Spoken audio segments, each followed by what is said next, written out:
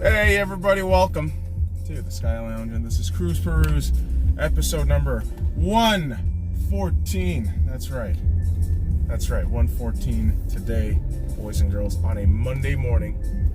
Jesus Christ, it is early today. I mean, no shit, it's early every fucking day when you're up before a certain... Like, why am I talking about time? Why am I talking about time when we don't have enough time to talk about the time that we had this weekend? Premier League football. Boys and girls, as you are well aware of, Liverpool beat Arsenal. And Liverpool fans won't shut the fuck up about it. That's kind of their nature. Real talkative motherfuckers out there. Shout out to Liverpool fans who still stick on through. But little cunts out there. Oh, look at my team! Hey, sweetheart. Where were you a couple months ago? I didn't see you then. Oh, you just glommed onto the team after they won? Ah, that's what you call being a bandwagon cunt.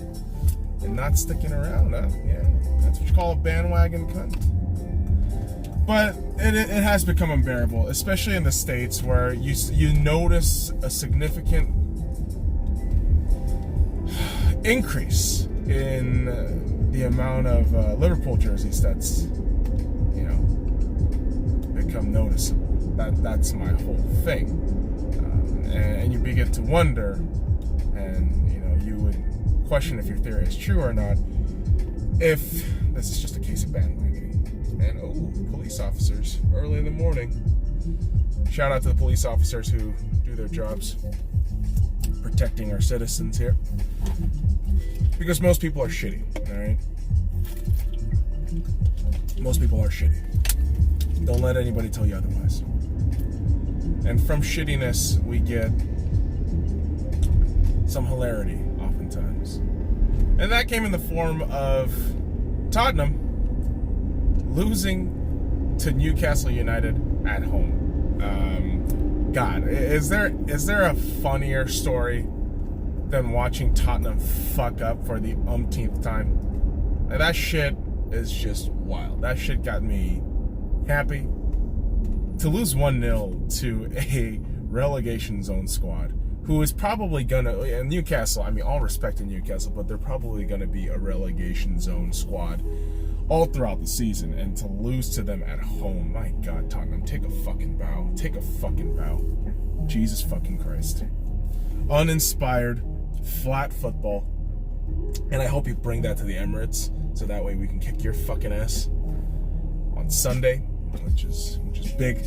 So that I took yesterday's matches into heart, thinking, all right, man, I'm gonna study up the oppositions technically and see what's going on. And in terms of Tottenham, I was very happy that they lost. Very happy that before one of the biggest matches of the week, that they choked themselves out. And it's funny too. Their women was facing Arsenal women in the North London derby, and Arsenal beat the fuck out of them 6-0. It was 2-0 during halftime, became 6-0 after the full time. And I took it on Twitter and said this: wow, your men and women are both shit. Like, holy fuck, man. Your men and women are both shit. I hope you can fucking embrace that shit.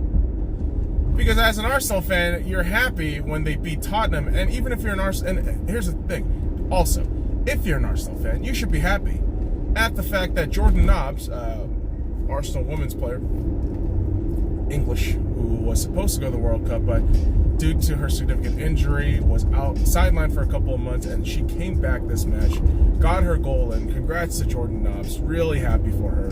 Because at the end of the day, as much as these fucking idiots on the internet says, women, the kitchen sandwich, like, all right, virgin, whatever the fuck you say, bro. I'm gonna go over here and just cheer for the women, that's associated with my team, Arsenal. And hell, if they do well, it just means Arsenal Football Club's doing well as a whole. So that makes me happy. Other Premier League matches, you had Manchester City easily take care of Bournemouth despite the scoreline of 3-1. 1-1 during the first half, but I mean, here's the thing. Not United. City. City has the firepower to come back from deficits, come back from ties after a first half outing. And yeah, it's credit to all those, incredible players. And one of them that does deserve a massive shout is Kevin De Bruyne. Kevin De Bruyne is unbelievable. He is now the fastest player to reach 50 goals in the least amount of games. I believe it was 123. The second place in terms of that is Mesut Ozil with 141. I believe 146 was, I want to say Bergkamp. I do, but I could be wrong. But there you go. There you go. Kevin De Bruyne just an absolute monster when it just comes to dominating that midfield and creating chances, key chances. And you saw it. You saw the depth of talent that City has, and it's what I've been saying. I just genuinely wouldn't be surprised if City won the league again. I really wouldn't be. Now, would that happen? Well, maybe. Because, yeah, now you got Liverpool in a three-match unbeaten streak. Really a winning streak. But winning streaks don't always last. That's the kind of thing, too. But, you have people out here insisting that, this is the greatest fucking squad ever. I'm like, no, stop it. Get the fuck out of here. Stop.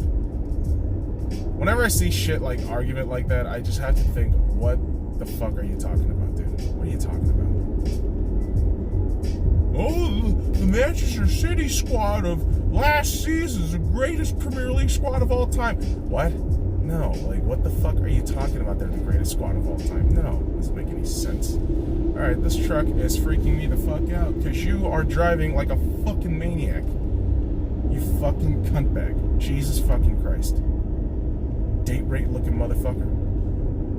Fuck. I don't know why I'm so fucking antsy today. I really am. Maybe it's the fact that the Dodgers got their ass kicked yesterday too. On national fucking television.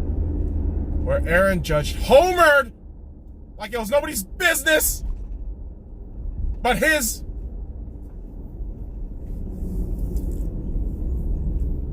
Yeah, I know it's a regular season series. I know that, but bums me out because the Yankees. It's goddamn Yankees, and the Dodgers couldn't beat them at home.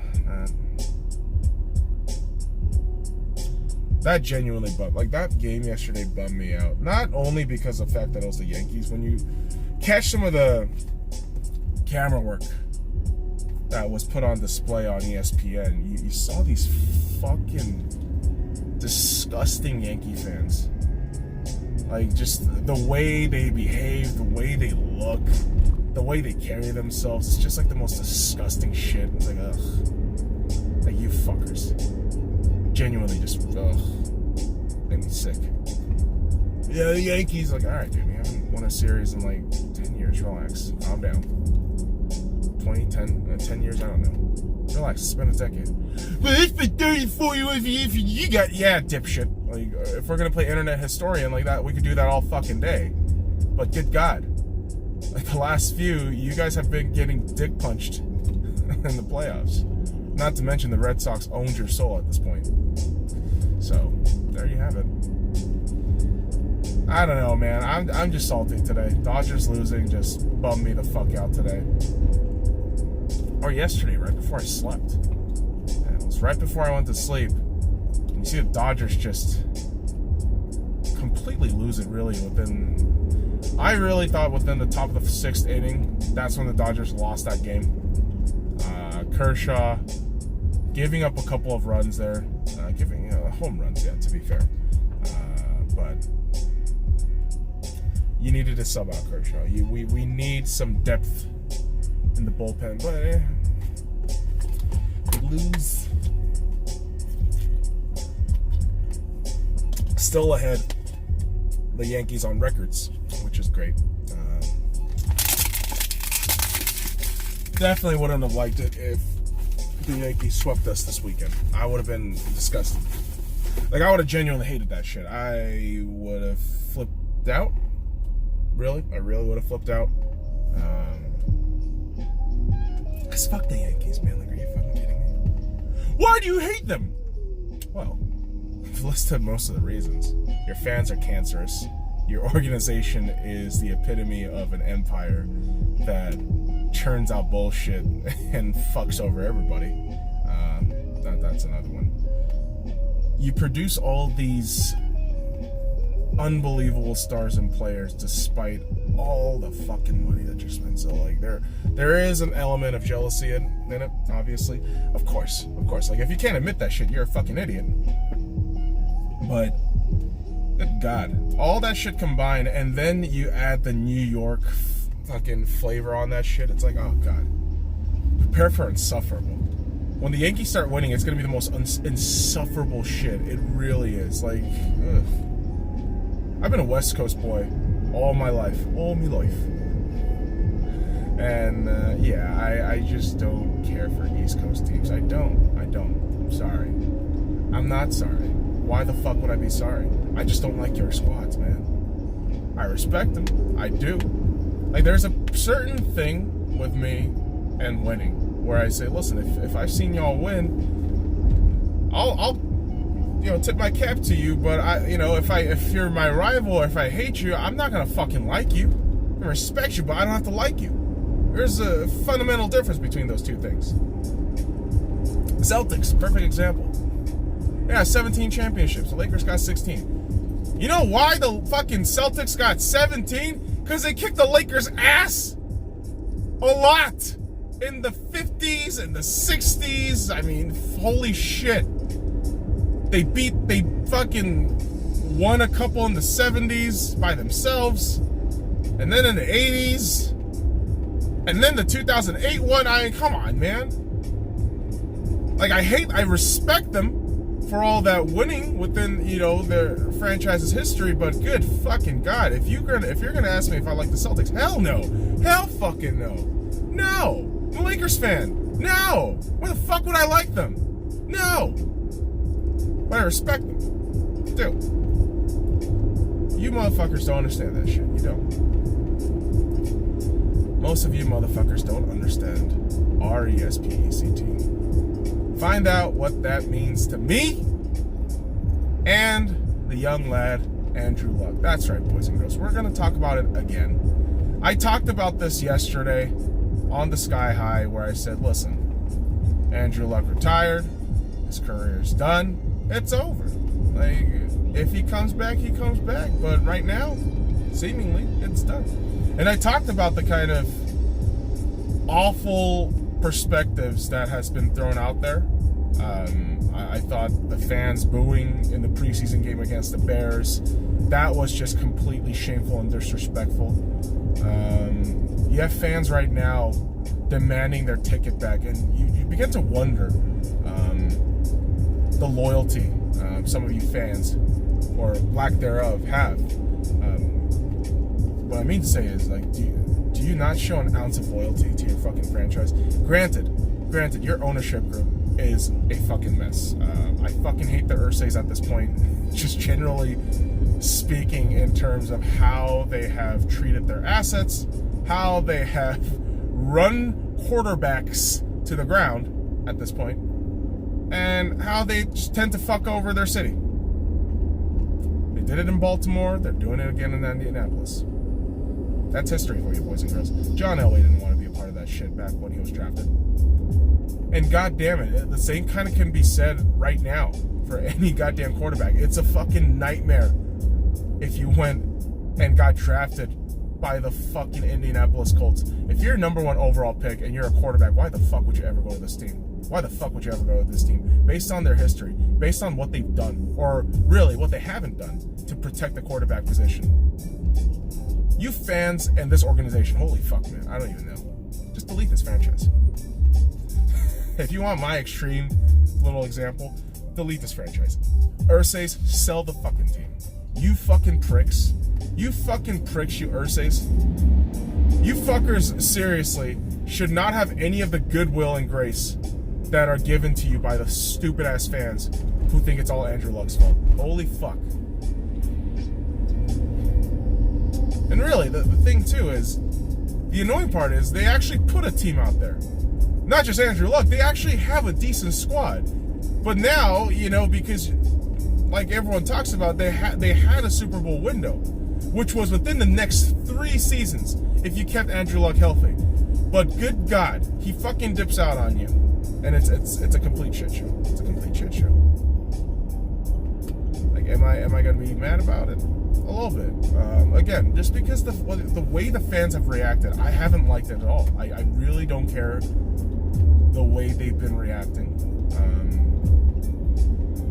And as hypocritical as it might sound, it will come off as that, boys and girls, because as much as I'm saying, listen, support your guy, Andrew Luck, he's giving you his blood, sweat, and tears, and now he's physically and mentally unable to do the thing that he loves, and he's admitted that to everybody publicly without shame. Like, you don't understand how much fucking courage that shit takes, and he does that shit to you, but you motherfuckers boo him off the goddamn field. You fuckers should be embarrassed for me. Like, you should be embarrassed, all right? Colts fans who booed, Colts fans who are against this whole thing, you should be fucking ashamed of yourselves. You really should be. Simultaneously, for those of you who are requesting season tickets back, for that price, why? Simultaneously, it's one player. And that does sound hypocritical. I recognize that. But if you truly love your team, no matter what stupid bullshit they put you through, no matter what goddamn crap you see them go through, you're going to support them. That's what being a fan is.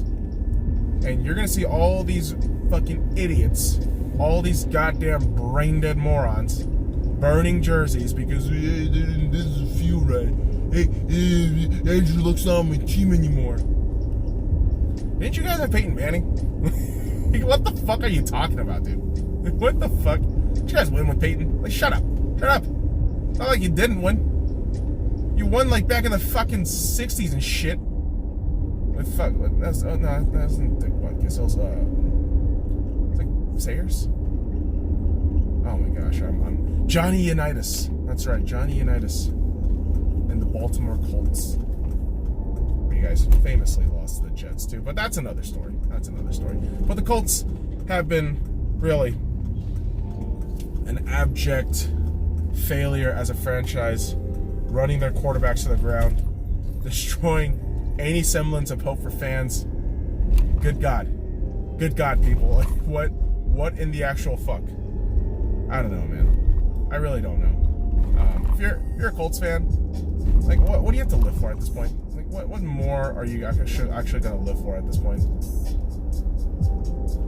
Is that fucked up? That is a little fucked up. I don't care. Embrace it. Embrace the failures, kids. But the thing is, I say all of this, but I also understand that the Colts aren't half bad. Yeah, you put Andrew Luck out. It sucks. He is honestly one of the best fucking quarterback talents that was, potentially. And, obviously due to injury reasons, he didn't, flesh out. But good Lord, you have a squad there. You really do got a squad. And if you're freaking out, Colts fans, and say, oh, this team's done, like, I don't know, man. I really don't know. I think there's a viable option to be 7-9, maybe 8-8, purely based on defense and some of those weapons that you got on offense. Running backs, tight ends, and I know that's all predicated on the quarterback, but Jacoby Brissett, not terrible. He's not terrible. I'll just say that. Like, he's not Blake Bortles. Okay, good fucking God. He's not Sam Bradford. He's not Nathan Peterman. All right, so let's just all relax. You gonna make fun of Nathan Peterman? Yeah, I'm gonna make fun of Nathan Peterman. Because you're with the Raiders now. That squad has become such a fucking meme and a joke in itself the last fucking few weeks. It's like, I don't even want to fucking talk about you people anymore. You people make me sick. Like, the Raiders, I don't know what to do with you fuckers. I really don't, man. Like, what the fuck is your deal?